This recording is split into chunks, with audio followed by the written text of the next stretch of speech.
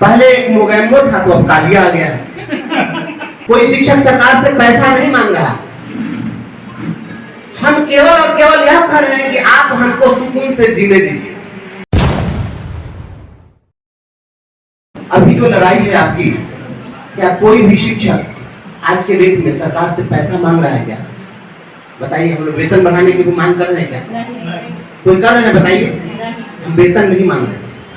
कोई शिक्षक सरकार से पैसा नहीं मांग रहा। हम केवल और केवल यह कर रहे हैं कि आप हमको सुकून से जीने दीजिए। आप हमारे गरिमा को, हमारे सम्मान को वापस कर दीजिए। हम सरकार से पैसा नहीं मांग रहे हैं, हम सम्मान की लड़ाई लड़ रहे हैं। शिक्षक की गरिमा को, शिक्षक की जो महिमा है उसको प्रतिष्ठित करने की हम बात कर रहे हैं। लेकिन बिहार में प्रतिदिन शिक्षकों को प्रताड़ित करने के लिए एक नया हथकंडा अपनाया जा रहा है। पहले एक मोगैम्बो था तो अब कालिया आ गया है। एक मोगैम्बो गया तो दूसरा कालिया आ गया। वह बात से हटाता था, गालियां देता था, सार्वजनिक रूप से अपमानित करता था। ये तो स्वीट पॉइजन है, मीठा मीठा बोलता है। और प्रतिदिन हमारे शिक्षकों की जो स्थिति हो रही है सब आपके सामने है। पिछले 1.5 साल से जो संक्रमण काल का जो दौर शुरू हुआ है, इस संक्रमण काल के दौर में हमने देखा, हमारी सामने मैडम बोल रही थी कि हम भाई लोग बिखर जाते हैं, ये चीज हो जाता है। क्यों बिखर जाते हैं? बिखर इसलिए जाते हैं कि हमारे जो साथी लोग हैं, हम लोग खुद को शिक्षक नहीं समझकर नेता समझने लग जाते हैं। और शिक्षक के अपने बड़े पद से, शिक्षक से बड़ा कोई पद होता नहीं है, इसमें हम लोग खुद को अध्यक्ष हो जाए तो ये पद ले ले तो वो कर ले, बस इसके लिए होता है और कुछ नहीं होता है। इसके पीछे दूसरा कोई निहितार्थ नहीं है। और जब समय जब आता है तो उस समय में सभी लोग की स्थिति जो हुई है तो आपके सामने है।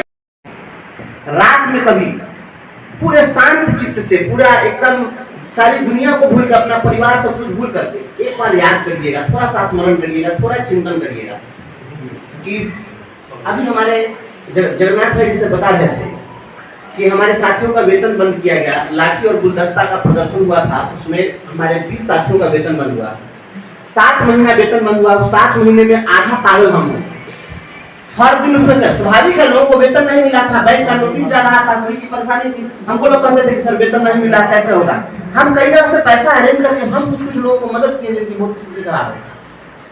आप सोचिए कि वंशीधर ब्रजवासी का वेतन बंद कर दिया गया, FIR कर दिया गया, सस्पेंड किया गया, डिसमिस कर दिया गया। थोड़ी देर के लिए खुद को वंशीधर ब्रजवासी बन जाइएगा। रात में सोते समय विचार करिएगा कि जो व्यक्ति बर्खास्त हो जाए उसके परिवार और उसके बच्चों के सामने क्या चलेंगे। लेकिन यह जो स्थिति है, हमने कोई निमंत्रण नहीं दिया था कि ऐसी परिस्थिति का मैं सामना करूं। हम कभी चुनाव के लड़ने के पक्ष में हम कभी नहीं रहे हैं। हमको कभी विधायक सांसद बनने या मेरा ख्वाब नहीं रहा। हम इन चीजों में नहीं रहे हैं। शिक्षक भी बहुत पर्याप्त है, लेकिन आज परिस्थितियों ने हमें मजबूर किया है कि लड़ने के सिवा मेरे पास कोई विकल्प नहीं है। और जिस प्रकार से शिक्षकों को प्रताड़ित किया जा रहा था, आप सोचिए कि एक वंशीधर ब्रजवासी अगर चुप रह जाता तो 6 लाख शिक्षकों के ऊपर क्या होता, आप इसकी कल्पना करिए। जब इतिहास में इस घटना का कभी उल्लेख होता कि एक नौकरशाह आया और 6 लाख पढ़े लिखे लोगों की बोलती बंद कर दिया, तब हमारे शिक्षक, ये 6 लाख शिक्षक कलंकित होने से बचते क्या? ये पढ़ा लिखा कौन अगर चुप हो जाता, खामोश हो जाता किसी एक व्यक्ति के डर से, तो 6 लाख पढ़े लिखे हमारे समाज के लोग कलंकित हो जाते। हमने कहा कि उसूलों पे आ जाए तो टकराना जरूरी है, अगर जिंदा है तो जिंदा नजर आना जरूरी है। कहा कि नहीं, इसे हम टकराएंगे, इसे हम लड़ेंगे। और जिसको बिहार के मुख्यमंत्री ईमानदारी का सर्टिफिकेट दे रहे थे, उसको हमने चोर का सर्टिफिकेट देकर नंगा कर दिया या नहीं किया? इसके लिए तो मिसाल के तौर पे आपको याद करते हैं। और देखिए, मैं आपको बताता हूँ, आज तक कोई ऐसा नहीं हुआ। मैडम बोलने दीजिए सर को, बात आपसे भावना मैं सम्मान करता हूँ। देखिए, हम चुनाव लड़ रहे हैं, यह मात्र 1.5 साल का कार्यकाल होगा। बहुत छोटा सा कार्यकाल होने जा रहा है। ये उपचुनाव है, कोई 6 साल के लिए हम चुन करके नहीं जाने वाले हैं।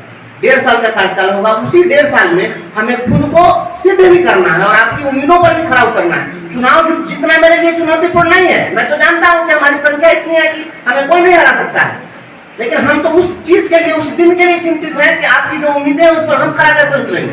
क्योंकि आप हमसे जो उम्मीद पाल रखी है वो 1.5 साल में क्या क्या कर पाएंगे। हम कुछ करें या नहीं करें, एक बात हम आपको साफ कह देते हैं, चुनाव जीतने के बाद 2025 में विधानसभा का चुनाव होने वाला, और 2025 के विधानसभा चुनाव के पहले यह लिटमस टेस्ट है, यह सरकार का भी लिटमस टेस्ट है और शिक्षकों की एकता का भी लिटमस टेस्ट है।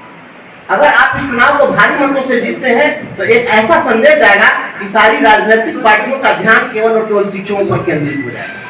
और यदि इस चुनाव का आप लूज करेंगे तो फिर शिक्षकों की बात कोई नहीं करेगा, इस बात को याद रखिएगा। बंसीधर ब्रजवासी में से कुछ बहुत बनना बिगड़ना नहीं है, क्योंकि मैं जानता हूं हमारे ऊपर जो इल्जाम लगे हैं असंसदीय भाषा के प्रयोग करने का इल्जाम है और इसी इल्जाम में हम डिसमिस हुए हैं। हम इसको कोर्ट में सिद्ध कर देंगे कि हमने कोई भी असंसदीय शब्द का प्रयोग नहीं किया। हम तो फिर शिक्षक जब चाहे बनकर हम लड़कर आ जाएंगे, इसलिए हमारे लिए नहीं है, यह समाज की लड़ाई है। लड़ाई आप वंशीधर ब्रजवासी को आप व्यक्ति विशेष नहीं समझिए, शिक्षकों की आवाज समझिए। आप समझिएगा आपको सब चीज स्पष्ट हो जाएगा। और 2025 के विधानसभा चुनाव के पहले एक बड़ी लड़ाई आपको लड़नी होगी और उस लड़ाई की शुरुआत है। इसी लड़ाई से वह आगे की लड़ाई बढ़ने वाली है। हम लोग 2025 के विधानसभा चुनाव के पहले पूरे बिहार के शिक्षकों को एकजुट करेंगे और पटना में हम लोग बड़ा आंदोलन करेंगे, बड़ा कार्यक्रम करेंगे और हम शांत नहीं बैठेंगे। हम पूरे बिहार में सभी जगह लोगों को इकट्ठा करके और अपनी ताकत का एहसास कराएंगे सरकार को। ये जो लोकतंत्र है लोक लाज से चलने वाली चीज है। लोकतंत्र पहले जिस समय लोकतंत्र की अवधारणा बनी होगी उस समय में लोगों ने सोचा होगा कि लोक लाज होगा, लोगों में तो लोकतंत्र चलेगा। अब किसी को लोक लाज है क्या? यहाँ का तो मुख्यमंत्री बेशर्म है, सदन के अंदर इस तरह से बेशर्मी से बयान देता है, इसके बाद भी लोकतंत्र बचा है क्या? और वहां जाकर मुख्यमंत्री की आंख में आंख डाल करके कहने की जरूरत है कि तुम अगर हमें चैन से जीने नहीं दोगे तो हम तुम्हें चैन से मरने नहीं देंगे। और मैं वहां जाऊंगा तो हम वो नेता नहीं है कि हम जाएंगे सदन के अंदर में और कोई हम संकल्प लेकर के आएंगे, कोई प्रस्ताव लेकर के आएंगे और जब वोटिंग कराने की बारी होगी तो सभापति कहेंगे कि वापस ले लीजिए, तो हम वापस ले लेंगे। उस दिन का इंतजार करिए कि सदन के अंदर बंशीधर ब्रजवासी कोई प्रस्ताव लाए और जब सभापति कहे वापस लेने के लिए तो मैं वहां ताल ठोक कर कहूं कि मैं जानता हूं कि मेरा प्रस्ताव गिर जाएगा क्योंकि हमारे पास बहुमत नहीं है हमारे पक्ष में, लेकिन उन चेहरों को बेनकाब करना है जो चेहरे शिक्षकों के साथ झूठी हमदर्दी पैदा करते हैं। झूठी हमदर्दी दिखाने वाले लोगों को वहां पर बेनकाब करने के लिए हमको सदन के अंदर जाना है। बोलने के कारण स्कूल से डिसमिस किया गया है, एक बार बोलने के कारण सदन में भी डिसमिस करने के लिए मुद्दे थे, वहां भी जाकर डिसमिस होना चाहते हैं। जो लोग मैं जानता हूं वहां पर कहते हैं विधान पार्षद लोग, क्योंकि जब कोई विधान पार्षद बोलते होते हैं मुख्यमंत्री आ जाते हैं, अब तिरछी नजर को देखते तो एक बार शांत होकर बैठ जाते हैं। मैं उस दिन की प्रतीक्षा कर रहा हूं कि मुख्यमंत्री तिरछी नजर से देखे और तब मैं वहां पर कहूं कि माननीय मुख्यमंत्री मैं आपको खुश करने नहीं आया हूं, मैं आपको नाराज नहीं करने के लिए आया हूं, खुश उनको करना है जिन्होंने बड़े विश्वास के साथ सदन के अंदर हमको भेजा। और यार मैं आपको यह विश्वास दिलाता हूं कि जान लीजिए मुझे कोई रोक नहीं सकता है। हमें कल भी मैं गया था कुछ महाविद्यालयों में, कुछ विद्यालयों में, वहां भी लोगों ने कहा कि आप सरकार के खिलाफ सर जबरदस्त बोलते हैं। मैंने कहा कि मैं सरकार के खिलाफ नहीं बोलता हूं, मैं शिक्षकों के पक्ष में बोलता हूं और शिक्षकों के पक्ष में बोलने के कारण अगर हमारे आराध्य देव का विरोध हो जाए तो हो जाए, कोई दिक्कत नहीं है। मेरे सामने आराध्य देव भी खड़े होंगे, हम उनका विरोध कर देंगे क्योंकि मैं शिक्षक का बेटा हूं, मेरे शरीर में शिक्षक का खून दौड़ता है। जब से मैंने होश संभाला शिक्षकों की समस्याओं को देखा है और उस दिन को याद करिएगा जिसमें से बहुत हमारे साथी पुराने साथी हैं जो 50 रुपया रोज पर बहाल थे, एक दिन में छुट्टी नहीं थी, 11 महीने का कॉन्ट्रैक्ट था, उस दिन को याद रखिएगा। आपको वेतनमान नहीं मिला था, याद रखिएगा। आप लोग चौराहे पर हम सोए हैं, हमारा संकल्प था, हमारा डेडिकेशन था, हम उसी संकल्प के साथ कल भी थे, आज भी और कल भी रहेंगे। नौकरी आए जाए उससे कोई दिक्कत नहीं है। ये के पाठक से लिखे लोग, ये एस सिद्धार्थ से लिखे लोग आकर जो शिक्षकों को अपमानित कर रहे हैं, एक बार शिक्षकों को हुंकार भरने की जरूरत है।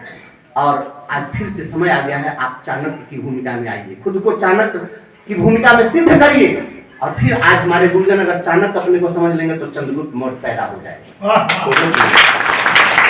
और हमारे पास में बहुत लोगों को मन में बहुत तरह की बात होगी, क्योंकि लोग पॉलिटिकल लोगों को देखते हैं तो उसी के हिसाब से लोग अपने मन में कल्पना बनाते हैं। उनका विचार वैसा ही होता है कि पॉलिटिशियन लोग बदल जाते हैं, लोग ऐसे हो जाते हैं, पैसे के पीछे पड़ जाते हैं। और जिस प्रकार से जान लीजिए बंशीधर ब्रजवासी इन चीज़ों के लिए नहीं आया है। हम धन कुबेर बनना नहीं चाहते, मेरे जीवन का उद्देश्य नहीं है। और कोई विधायक विधान पार्षद चाहे तो कोई वह अडानी और अंबानी नहीं बन जाएगा, हमको वो नहीं बनना है। लेकिन इतना जरूर करना है जिसके पास में आर्थिक पूंजी है वह अपने अर्थ के पूंजी को बढ़ाता है, जिसके पास में बौद्धिक पूंजी है अपने बौद्धिक पूंजी को बढ़ाता है। हमारे पास संघर्ष की पूंजी है, हम उसी पूंजी को बढ़ाने के लिए आपके पास हम अपने संघर्ष की पूंजी को बढ़ाना चाहते हैं। और मेरे पास विरासत में कुछ नहीं, मैं किसी विधायक का बेटा नहीं हूँ, मैं किसी धन्ना सेठ का बेटा नहीं हूँ, किसी जमींदार का बेटा नहीं हूँ। अगर जमींदार का बेटा होता तो आप लोग चौराहे जैसे गंदे जगह में जाकर 12-12 दिन अंतर नहीं करते।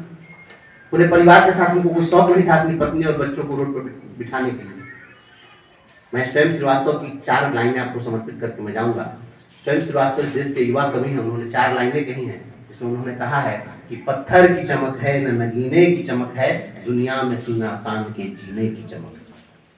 पत्थर की चमक है न नगीने की चमक है, दुनिया में सीना तान के जीने की चमक है। पुरखों से विरासत में हमें कुछ न मिला है, जो दिख रही है खून पसीने की चमक।